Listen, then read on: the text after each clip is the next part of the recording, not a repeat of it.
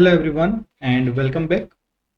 In our previous lesson, we successfully completed Claude connection with Fusion 360. Everything is now ready for us to begin creating the real mechanical components. Today is an important session. For the first time, we will ask Claude to generate a complete Fusion 360 Python script for us. But before we do that, I want to explain something very important. Many people believe that using AI is simply about typing a sentence and getting an answer. Engineering doesn't work that way. Claude is extremely intelligent, but it only knows what you tell it. It cannot guess your design requirements, manufacturing intent, or engineering decisions. The quality of your model depends on the quality of your prompt. So today's lesson is really about learning how to communicate with AI like a mechanical engineer. So alright, let's switch over to the Claude. Here, the first thing you will notice is a simple chat interface. At first glance, it looks similar to many other AI assistants. But what makes Claude especially useful for us is its ability to understand long engineering instructions and generated structured Python code. Before writing anything, let's see what happens when we give Claude a poor prompt. Connect with Fusion. Let's wait for the Claude's response. Once it's connected, we'll start with our prompt.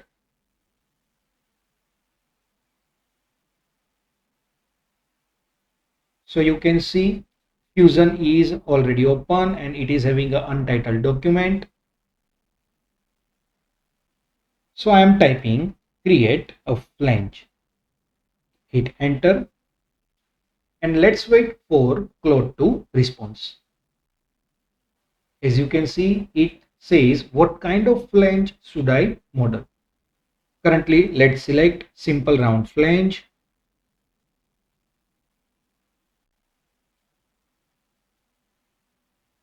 Now it is asking for outer diameter of the flange disc. Let's say it is 200 mm.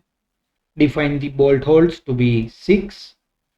Flange thickness and center bore to be 15 mm thickness and 75 mm center bore.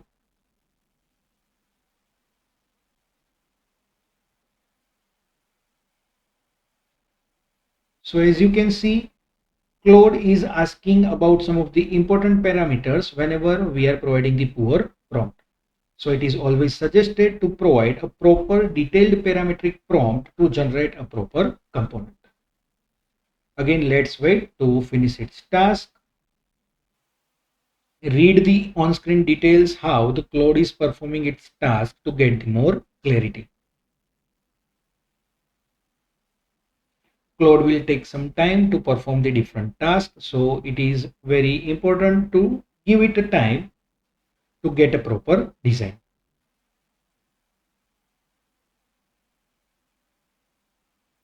So as you can see, this poor prompt is taking too much time, and at many of the places it is saying that the geometry came out empty, something in the extrude or cut sequence failed silently.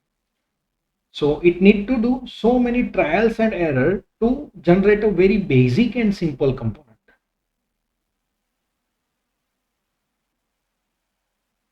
So a small mistake in dimensions can completely change how a component functions.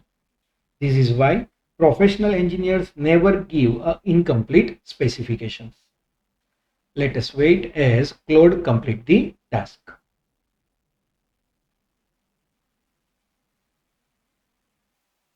Now the flange is done and the specifications are also mentioned over here. Let's go to Fusion. And as you can see over here, the flange is created with the required and given parameters. Now again, go back to the Claude. Now let's improve this prompt. Now I am going to write a much better engineering prompt. Notice that I am no longer talking casually. I am writing a technical specification. So let's begin with the objectives. Start in a new file. Generate Fusion 360 Python script. create a circular flange, use units in mm.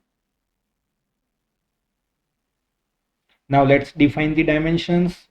Outer diameter 120 mm, hub diameter 60 mm, hub height 50 mm, flange thickness 15 mm. Now I will define the mounting holes. So mounting holes should be equally spaced holes. Hole dia 10 mm. Next, bolt circle diameter 90 mm. Now we have defined the specifications. Next, let's include a few professional requirements. So we are saying use latest Fusion 360 Python API, write clean and well commented code, include proper error handling. Now let's generate the response.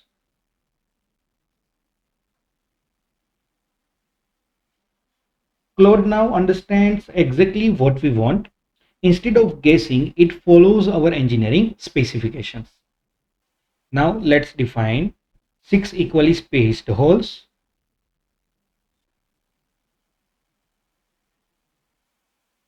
We need to wait till the Claude completes its response.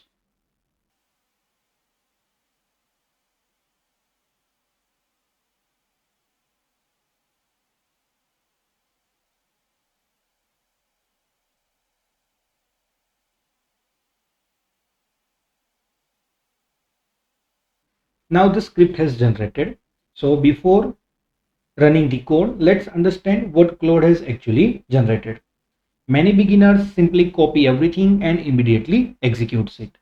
I don't recommend doing that. Even though AI is writing the code, you should always understand what you are running. So here, as you can see, the first section contains the import statements. These imports the Fusion 360 libraries required by the script. Next, user editable parameters have been defined, and all these parameters we have mentioned during our prompt. Next, one method is generated to convert the unit for Fusion 360's internal unit requirement. Another method is generated to validate the parameters. If we again scroll down,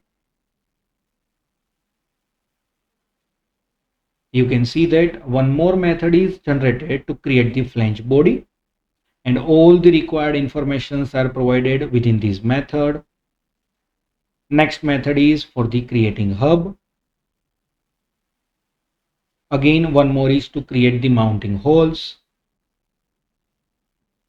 And next, here you will notice that the run function. This is where Fusion 360 begins executing the program. Now let's go to Fusion 360. So here you can see that one flange is created using that Python script. So always remember, better prompt, better code, and it will lead to the better CAD model.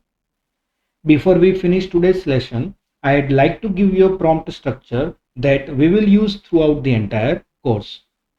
It is always suggested to start with a component name, then explain its purpose if necessary, then specify the units, provide all important dimensions, and describe every critical feature that must be included. Then mention any special requirements such as fillets, chamfers, cell operations, or patterns. Finally, ask Claude to generate a complete Fusion 360 Python API script with proper commands and error handling. If you consistently follow this structure, you will obtain much better results than simply asking AI to make a part. So today you have learned something much more valuable than simply generating a Python code. You have learned how to communicate engineering requirements in a structured and professional way. That skill will remain useful no matter which AI tool you use in the future. In our next lesson, we will continue with the next required parts.